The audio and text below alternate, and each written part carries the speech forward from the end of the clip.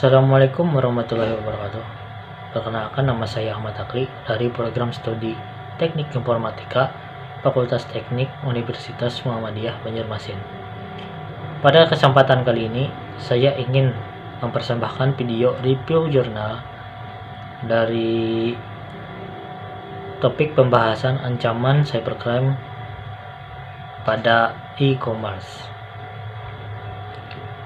Baik, tanpa membuang banyak waktu lagi, mari kita simak untuk jurnal pertama.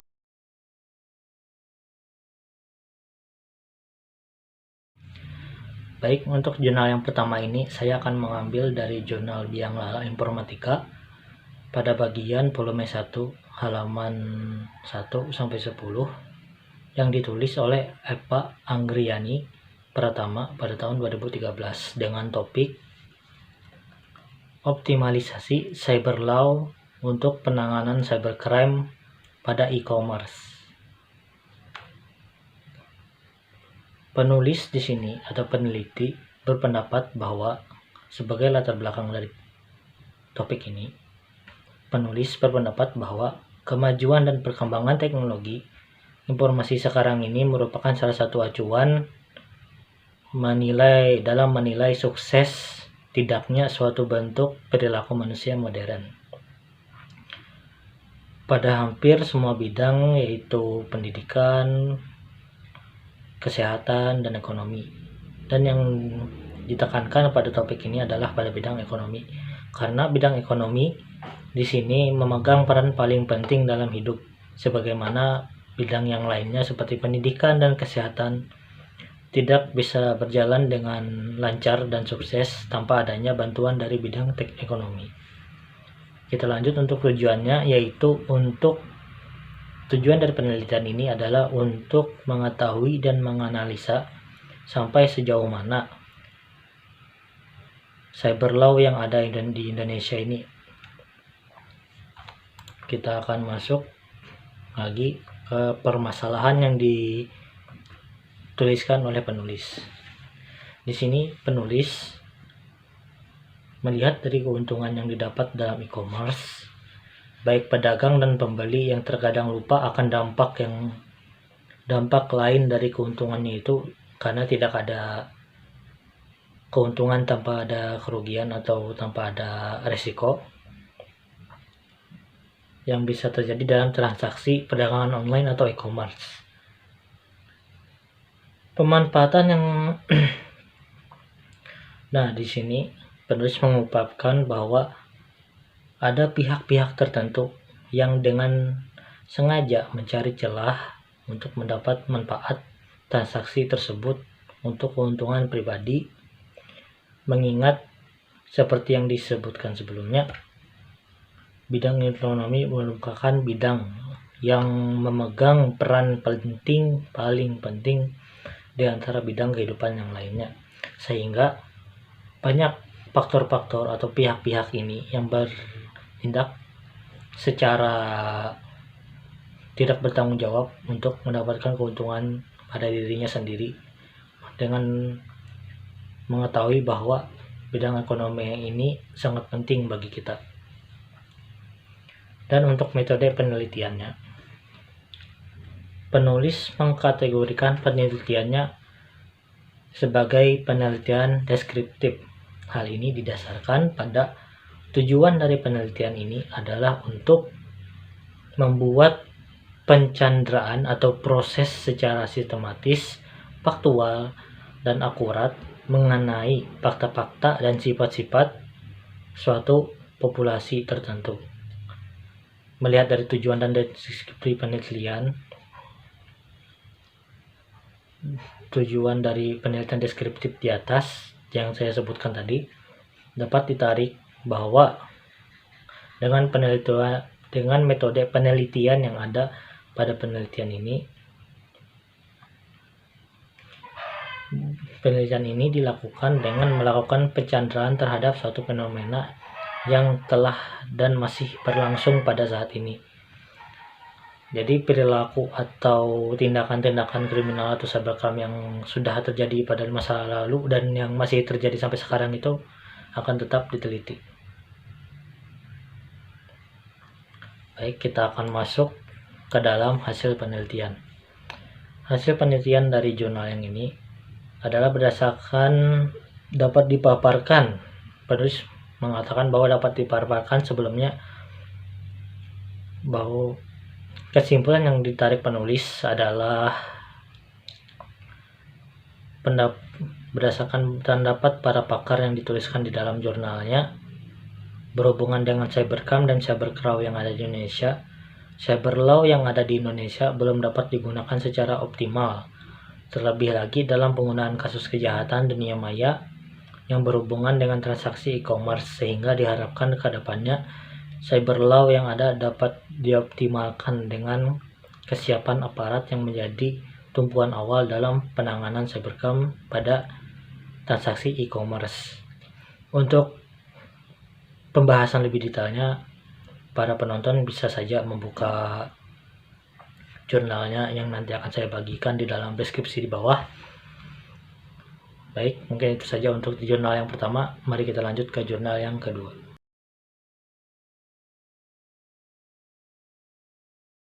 Baik, untuk jurnal yang kedua, saya akan mengambil dari jurnal UI volume 1 nomor 2 pada halaman 9-17 yang ditulis oleh Sadino dan Lipina Kartika Dewi pada Juli tahun 2016 dengan topik Internet Crime dalam Perdagangan Online. Oke, kita masuk ke latar belakangnya. Topik ini dilatar belakangi oleh fakta bahwa perkembangan sistem perdagangan di Indonesia menjalani kemajuan dari tahun ke tahun khususnya setelah adanya perdagangan elektronik yang membuat banyak hal menjadi lebih praktis, ekonomis, dan lebih cepat.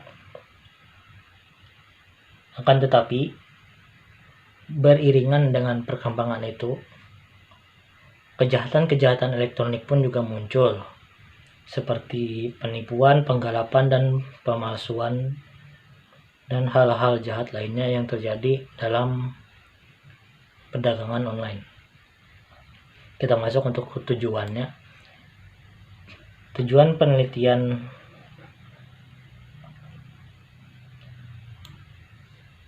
dari penelitian ini adalah untuk mengetahui apa pengertian dan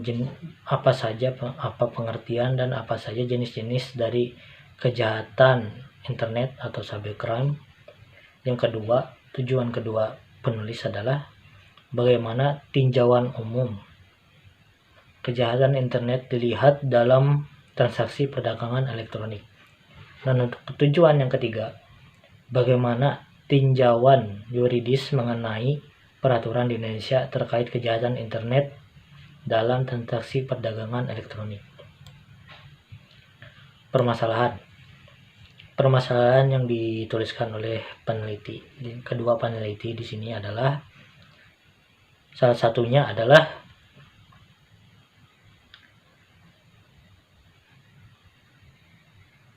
di dalam dunia maya, virtualisasi merupakan konsep utama untuk mendasari bentuk dan struktur sebuah perusahaan. Di dalam perusahaan virtual, aset-aset yang bersifat fisik sedapat mungkin ditiadakan, sehingga segala transaksi itu tidak bisa secara tatap muka dan berada di gedung yang sama. Penerapan pasar-pasar cyberlaw sendiri pun mempersulit pendirian sebuah perusahaan yang mengurangi niat pemain-pemain baru untuk mendirikan perusahaan virtual yang akhirnya akan membuat rusuh sebuah industri di dunia maya. Itu adalah salah satu permasalahan yang ditemukan oleh kedua peneliti dalam topik ini. Kita masuk ke pembahasannya. Di sini dibahaskan oleh penulis atau peneliti mengenai tinjauan yuridis tentang peraturan di Indonesia terkait kejahatan cybercrime. Dan peraturan yang telah ditetapkan oleh pihak yuridis, yaitu dengan dibuatnya Undang-Undang Informasi dan Transaksi Elektronik nomor 11 tahun 2008 yang mengungkapkan dua hal penting, yaitu pengakuan transaksi elektronik dan dokumen elektronik dalam kerangka hukum perikatan dan hukum pembuktian sehingga kepastian hukum bisnis online terjamin. Diklasifikasikan tindakan-tindakan yang termasuk kualifikasi pelanggaran hukum terkait penyalahgunaan teknologi atau TI, sehingga akan ada sanksi yang tegas bagi yang melanggar undang-undang tersebut. Dan hasil penelitian dari topik ini adalah, yang telah disimpulkan oleh peneliti adalah bahwa pada perkembangannya transaksi perdagangan elektronik harus dibuat adanya peraturan-peraturan ataupun regulasi sebagai payung hukum yang dapat menjadi acuan untuk masyarakat dalam melakukan transaksi perdagangan elektronik. Yang mana seringkali banyak terjadi keresahan di masyarakat, khususnya kepercayaan masyarakat terhadap para produsen atau penjual barang melalui internet. Baik, mungkin itu saja untuk jurnal yang kedua. Mari kita lanjutkan untuk jurnal yang ketiga.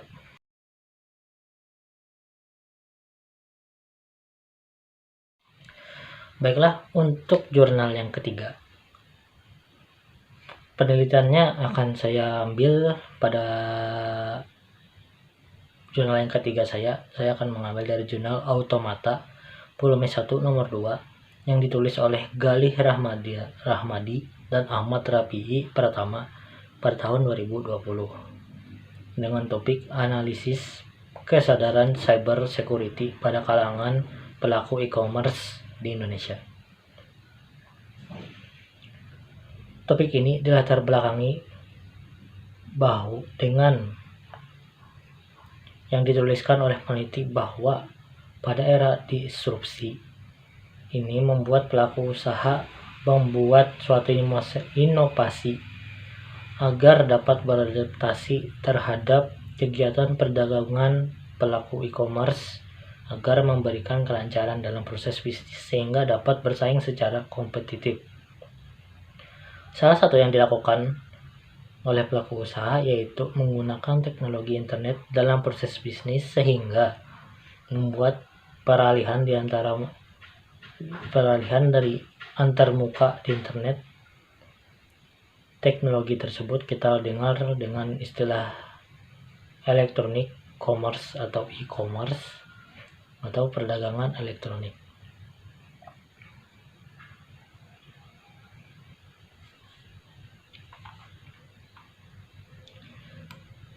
Dan pada jurnal dan pada topik ini juga peneliti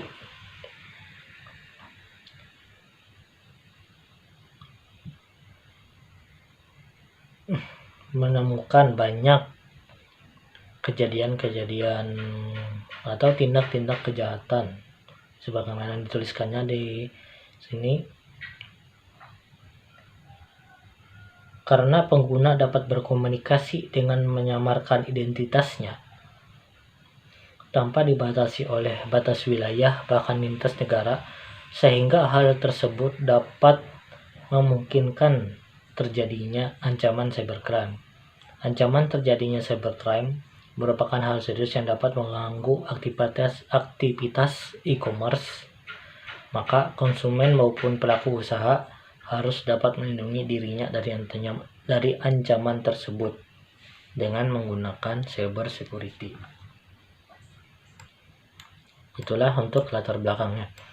Kita masuk ke tujuan penelitiannya. Di sini mereka berdua menuliskan bahwa mereka berupaya mencari faktor apa saja yang mempengaruhi kesadaran cyber security pada kalangan pelaku e-commerce di Indonesia dengan menyebarkan kuesioner secara daring, kemudian menggunakan metode statistik untuk melakukan analisis dengan teknik Structural Equation Modeling atau SEM, bisa juga dibaca SEM, yang diharapkan mampu memberikan hasil berupa faktor-faktor tersebut.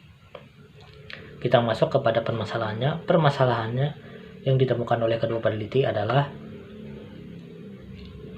karena banyaknya permasalahan kejahatan yang terjadi pada e-commerce, sehingga mereka memerlukan